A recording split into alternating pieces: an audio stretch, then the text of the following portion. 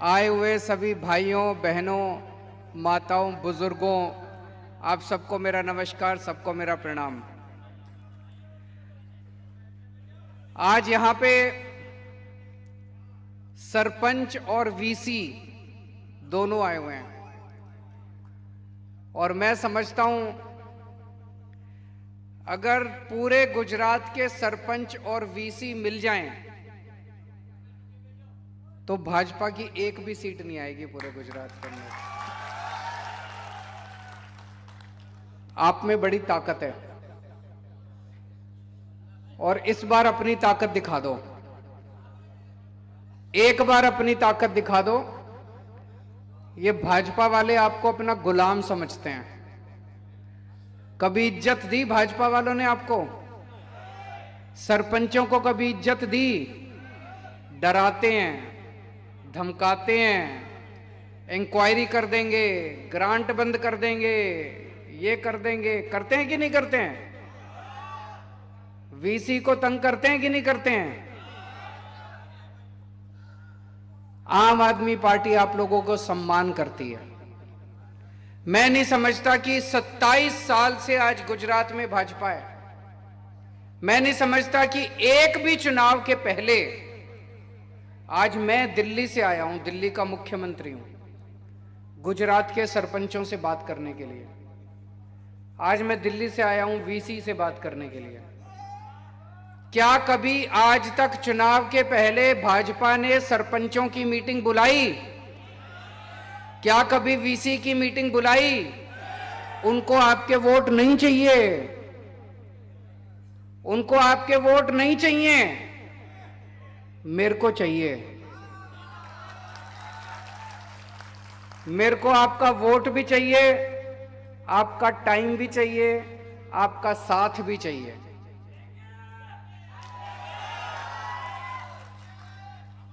हम आपका सम्मान करते हैं। हम आज आपके साथ बातचीत करने के लिए आए हैं। आपकी जितनी समस्याएं हैं, मैं भी बात करूंगा उस पर। वो आपकी समस्याएं मेरी समस्याएं हैं, उनका समाधान करना मेरा काम है।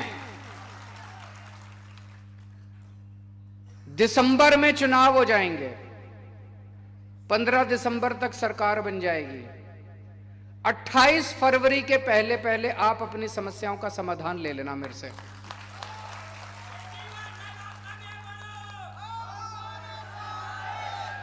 आज जितनी बातें मैं बोल के जा रहा हूं, 28 फरवरी के पहले पहले पूरी कर दूंगा।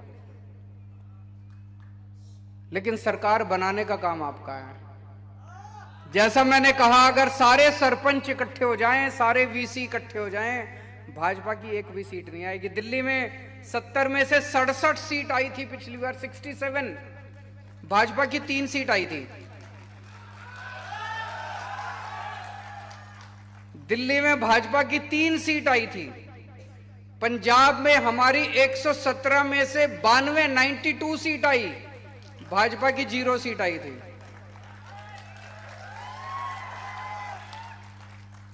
गुजरात की चाबी आप लोगों के हाथ में है। अगर आप लोग आज से निकल जाओ, सारे वीसी और सारे सरपंच अपने अपने गांव में, मैं समझता हूं कि आप पूरा चुनाव पलट सकते हो, क्रांति ला सकते हो आप लोग।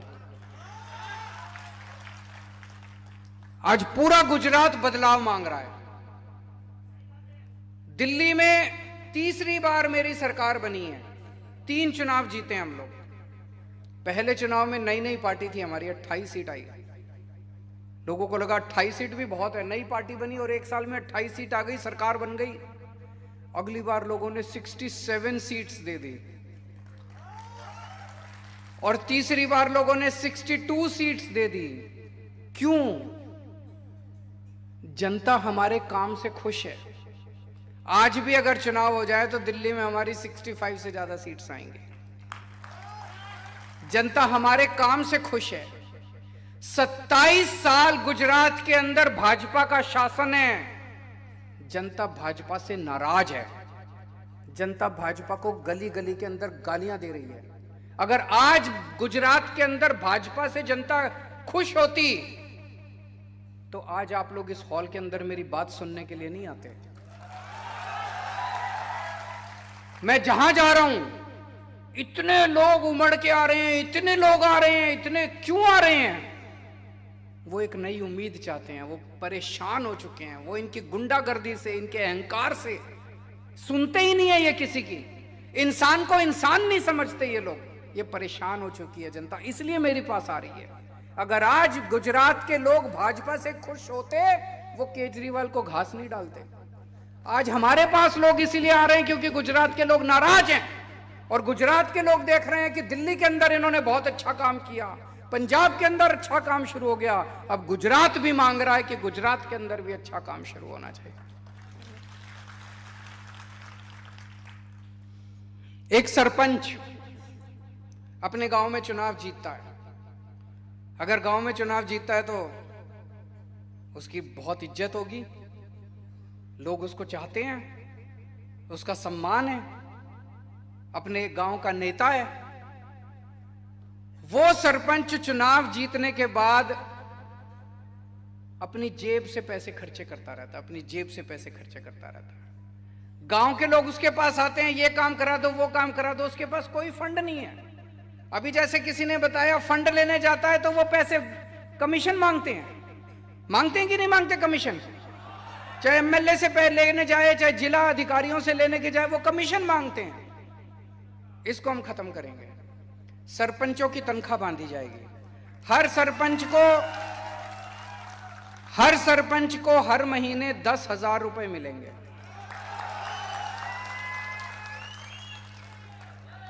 मैं समझता हूं कि यह भी कम है, लेकिन एक शुरुआत करेंगे, 10,000 रुपए महीने से शुरुआत करेंगे, बाद में धीरे धीरे इसको बढ़ाएंगे।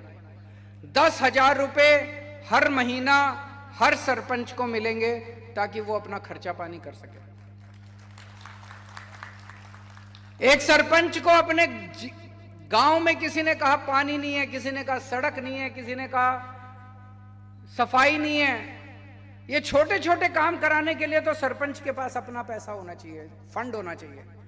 कोई भी आए, ये गली बनानी है, सरपंच का ठीक है मैं बनवाता हूं। कोई भी आए, ये काम कराना है, ये पाइपलाइन डलवानी है, सरपंच का मैं बनवाता हूं। तो हर पंचायत को सीधे जिले के थ्रू नहीं, सीधे राज्य सरकार से सीधे हर पंचायत के पास 10 लाख रुपए का फंड दिया जाएगा। होना चाहिए कि नहीं होना चाहिए? अब आपको किसी एमएलए के पास जो दूसरे फंड मिल रहे हैं वो मिलेंगे, किसी एमएलए के पास हाथ फैला के जाने की जरूरत नहीं है, किसी जिला अधिकारी के पास हाथ फैला के जाने की जरूरत नहीं है। आपको अपना फंड मिलेगा, आप सीधे अपने फंड को इस्तेमाल कीजिए, जनता के साथ बैठ के उसके साथ काम कीजिए। मंजूर है? और यह काम 28 फरवरी के पहले पहले हो जाएगा। हमारे जितने वीसी हैं, विलेज कंप्यूटर एंटरप्रेन्योर्स, अभी मैं आपके सेक्रेटरी से मिला, मैं जहां सर्किट हाउस में रुका हुआ था, वो आए हुए थे वो सब लोग। आप लोगों की मोटे मोटे तौर पे एक ही डिमांड है, और बिल्कुल जायज डिमांड है, कि ये जो कमीशन दी जाती है प्रति काम के हिसाब से, वो पहले ही इतनी कम है और उसमें से भी राज्य सरकार कुछ ले लेती है। ये कमीशन बाजी बंद करके एक पगार होनी चाहिए हर महीने, यही मांगे ना? उन्होंने मुझे बताया कि 20,000 रुपए हर महीने पगार होनी चाहिए। मंजूर है? यह भी 28 फरवरी के पहले पहले कर देंगे। अब मेरे को पता है, वीसी अपने गांव में लोगों के सारे काम कराता है, छोटे छोटे काम कराता है, सबको जानता है। सरपंच हर परिवार को जानता है। अब आप लोगों को एक एक वोट, हर वोट आम आदमी पार्टी को डलवाना है। सारे सरपंचों को भी और सारे वीसी को भी। वीसी आप लोगों की, मुझे बताया गया आपकी कोई वो है, एसोसिएशन है, उसमें आप सब लोग जुड़े हुए हैं। आज अपने अपने व्हाट्सएप ग्रुप में कर देना, सब लोगों को बोल देना, और सबके ऊपर आपको निगरानी रखनी है कि सब लोग अपने अपने गांव में काम कर रहे हैं कि नहीं कर रहे हैं। जितने सरपंच हैं, आप में से कई लोग भाजपा के भी होंगे कि नहीं होंगे? हैं। मैं आपसे पूछता हूं, अगर इसमें से कोई भी भाजपा का है, ये बता दे कि 27 साल में भाजपा ने आपको क्या दिया, उससे ज्यादा मैं दूंगा आपको। क्या दिया भाजपा ने 27 साल में आपको? गाली दी, जिल्लत दी, बेइज्जती दी, इसके अलावा कुछ दिया? आपके बच्चों के स्कूल बनवाए, आपके लिए अस्पताल बनवाए, कोई बिजली दी, पानी दिया, कुछ दिया? फिर क्यों भाजपा के साथ हो? मैं आपको इतना कुछ दे रहा हूं, मैं आपको फ्री बिजली दूंगा। 1 मार्च से पंजाब के अंदर अभी सरकार बनी हमारी, कब बनी? 16 मार्च को। 16 मार्च को सरकार बनी, 1 जुलाई से पूरे पंजाब की बिजली फ्री हो गई है। लोगों के जीरो बिजली के बिल आ रहे हैं, जीरो जीरो जीरो। कोई हंसी खेल नहीं है, जीरो बिजली के बिल आ रहे हैं। पुराने सारे बिल माफ कर दिए अभी तक जो बकाया थे, और नए बिल आने बंद हो गए। जीरो बिजली के बिल, 24 घंटे बिजली। यहां पे 15 दिसंबर को सरकार बनेगी, 1 मार्च से आपके सबके बिजली के बिल जीरो आने लग जाएंगे। तो मैं आपके बिजली के बिल जीरो कर दूंगा, 24 घंटे बिजली कर दूंगा। हर गांव में 18,000 पंचायत है, हर पंचायत में स्कूल खोलेंगे। ये मेरा सपना है। मुझे लगता है हमारा भारत आगे तब तक नहीं बढ़ सकता जब तक हर बच्चे को अच्छी शिक्षा नहीं मिलेगी। हर पंचायत में स्कूल खोलेंगे, चाहे कितना भी खर्चा करना पड़े। हर पंचायत में मोहल्ला क्लिनिक खोलेंगे। मोहल्ला क्लिनिक सुना है आप लोगों ने? मैं बताता हूं, हमने दिल्ली में एक नया प्रयोग किया। हर कॉलोनी के अंदर हमने एक क्लिनिक खोल दिया। वो 3 कमरे का क्लिनिक है। एक में डॉक्टर बैठता है, एक में दवाइयां मिलती है, एक में टेस्ट होते हैं। डॉक्टर मुफ्त, टेस्ट मुफ्त, सारी दवाइयां मुफ्त। आपको कोई भी बीमारी हो, छोटी मोटी बीमारी, खांसी जुकाम बुखार, आप मोहल्ला क्लिनिक में जाओ, डॉक्टर को दिखाओ, टेस्ट कराना है टेस्ट, सब कुछ मुफ्त होता है। एयर कंडीशनड क्लिनिक है। ऐसे छोटे छोटे क्लिनिक हर गांव में खुलने चाहिए कि नहीं खुलने चाहिए? हम खोलेंगे, जैसे दिल्ली में खोले। पंजाब में अभी 75 दिन हुए सरकार बने, 100 क्लिनिक खोल दिए हम लोगों ने पंजाब में। और अब गांव गांव के अंदर खोलने जा रहे हैं। टाइम लगेगा, पंजाब में अभी भी सरकार बनी है, लेकिन मुझे लगता है 2-3 साल के अंदर पंजाब के हर गांव के अंदर मोहल्ला क्लिनिक खुल जाएगा। गुजरात के भी हर गांव के अंदर स्कूल भी खोलूंगा और आपके लिए मोहल्ला क्लिनिक भी बनाएंगे। मोहल्ला क्लिनिक में अगर कोई बीमारी का इलाज नहीं हो पाता है तो सिविल अस्पताल जाएंगे आप। सिविल अस्पताल अभी बता रहे थे बहुत बुरा हाल है, अस्पतालों का बहुत बुरा हाल है। वहां पे दिल्ली में हमने सरकारी अस्पताल शानदार कर दिए, सारी व्यवस्था वहां पे। प्राइवेट अब मैक्स, फोर्टिस, लोग अमीर लोग अब उन अस्पतालों में नहीं जाते, दिल्ली के सरकारी अस्पतालों में इलाज करने आते हैं।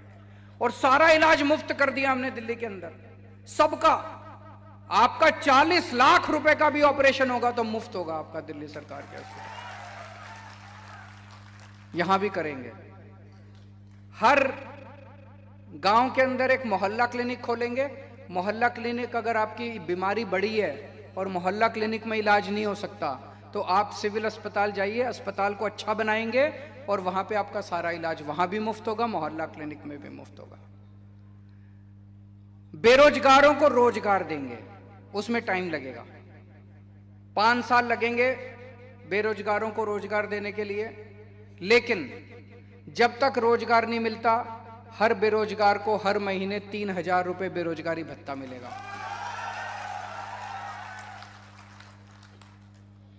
और इन्होंने बैठ के सारा प्लानिंग किया है। 10 लाख सरकारी नौकरियां निकालेंगे, 10 लाख हो सकती है, पूरी प्लानिंग कर रखी है हम लोगों ने। और ये जो पेपर फूटते हैं, तलाटी का पेपर फूट गया, इसका पेपर फूट गया, उसका क्यों फूटते हैं? पैसे खाते हैं ये लोग। पैसे खाते हैं कि नहीं खाते? इतने पेपर फूटे, आज तक कोई जेल नहीं गया। क्यों नहीं गया? इनके लोग हैं, सारे इनके लोग हैं। कानून लेके आएंगे, जिन जिन लोगों ने 2015 के बाद जितने पेपर फूटे हैं, सारे पेपर फोड़ने वालों को जेल भेजेंगे, 10-10 साल की जेल लेके आएंगे। अब कोई पेपर नहीं फूटेगा। जितनी वैकेंसी हैं 1 साल के अंदर सारी वैकेंसी भर देंगे सरकार के अंदर, जितनी वैकेंसी हैं। इतनी सारी बहनें आई हुई हैं। हर 18 साल से ऊपर की हर महिला को हर महीने 1000 रुपए उनके अकाउंट में डालेंगे। मैं बहुत सारी ऐसी बेटियों को जानता हूं जो पैसे की कमी के कारण आगे पढ़ाई नहीं कर पाती। पिताजी के पास पैसा नहीं है, पिताजी पढ़ाई बंद कर देते हैं। ऐसी बहुत सारी गृहिणी हैं जो महंगाई के कारण अपने बच्चों को ठीक से खाना नहीं दे पाती। उन सबको इससे बहुत फायदा होगा। 1000 रुपए आपके घर में अगर 3 महिलाएं हैं तो तीनों को 1000 अलग अलग मिलेगा। 3000 रुपए महीना मिलेगा। अब मैं पूछना चाहता हूं, मैं तो आपको इतनी सारी चीजें दूंगा, बीजेपी ने आपको आज तक क्या दिया? तो फिर छोड़ दो बीजेपी, टाटा बाय बाय बोल दो उनको।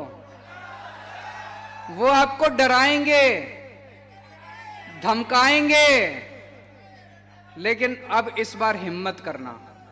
इस बार सारे जने लग जाओ और हिम्मत करके सारे सरपंच और सारे वीसी मिलके अपने अपने गांव की जिम्मेदारी ले लो कि उस गांव से आप आम आदमी पार्टी को जिताओगे। मंजूर है? दूसरी बात, उस गांव में जितने बीजेपी के कार्यकर्ता हैं उनको भी समझाना पड़ेगा कि यार तेरे को क्या मिला, बीजेपी ने 27 साल में क्या दिया। उनका बस्ता लेके घूम रहा है तुम, बूथ वर्कर उनका बस्ता लेके घूमता रहता। क्या मिला उनको? बीजेपी के कार्यकर्ताओं को कुछ नहीं मिला। इनके कहते हैं हमारे पन्ना प्रभारी हैं, सारे पन्ना प्रभारी तोड़ लो इस बार उनके। उनको बोलो पैसे उनसे ले लेना, काम आम आदमी पार्टी का करना। कुछ लोगों को मैंने सुना पेमेंट देते हैं, हर महीने उनको तनख्वाह देते हैं पन्ना प्रभारी को। पैसे बोलो पैसे, मेरे पास पैसे नहीं है, मैं ईमानदार आदमी हूं, मैं फक्कड़ आदमी हूं, मेरे पास पैसे नहीं है, मेरी पार्टी के पास भी पैसे नहीं है। पैसे उनसे ले लेना, काम इस बार हमारे लिए करना। तो सारे बीजेपी के कार्यकर्ताओं को भी तोड़ना है, सारे बीजेपी के पन्ना प्रभारियों को भी तोड़ना है। हमें बीजेपी के नेता नहीं चाहिए, नेता अपनी पार्टी में रहें, उनके सारे कार्यकर्ता हमारे पास आ जाओ। सारे बीजेपी के, सारे कांग्रेस के सभी कार्यकर्ता हमारे पास आ जाओ। मैं देख रहा हूं कि कुछ चमत्कार हो रहा है इस टाइम गुजरात के अंदर।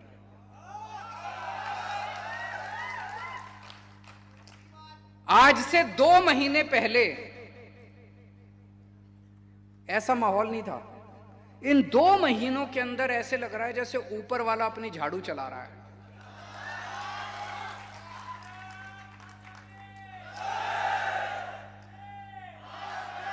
गीता में भी लिखा है ना कि जब जब अन्याय बढ़ जाता है पृथ्वी के ऊपर तो फिर ऊपर वाला अपनी झाड़ू चलाता है। तो ऊपर वाले ने झाड़ू चलानी शुरू कर दी है। आप सब लोग इकट्ठे हो जाओ, सब लोग एक साथ आ जाओ, मिलके फिर से एक नया गुजरात बनाएंगे। सरदार पटेल के सपनों का गुजरात बनाएंगे, गुजरात के लोगों के सपनों का गुजरात बनाएंगे। ये लोग रोज मेरे को चिढ़ाते हैं, मेरे को गालियां देते हैं, कहते हैं फ्री की रेवड़ी बांट रहा है, फ्री की रेवड़ी बांट रहा है, फ्री। मैं सोच रहा था ये मुझे गालियां क्यों देते हैं। इन्होंने इतना टैक्स लगा दिया जनता पे, इतना टैक्स लगा दिया, हर चीज पे टैक्स लगा दिया, जीएसटी हर चीज पे लगा दिया इन्होंने। रोटी पे लगा दिया, चावल पे लगा दिया, दूध पे लगा दिया, छाछ पे लगा दिया, दही पे लगा दिया, शहद पे लगा दिया। हवा बाकी है, बस थोड़े दिन में हवा पे और लगा देंगे। और ये जितना टैक्स लगाया उससे कोई स्कूल नहीं बना रहे। आपके गांव में स्कूल बना? कोई अस्पताल नहीं बना रहे, कोई सड़क भी नहीं बना रहे, कोई पानी का इंतजाम नहीं कर रहे, कोई बिजली का इंतजाम नहीं कर रहे, हमारे लिए खर्च नहीं कर रहे। ये टैक्स का पैसा कहां जा रहा है?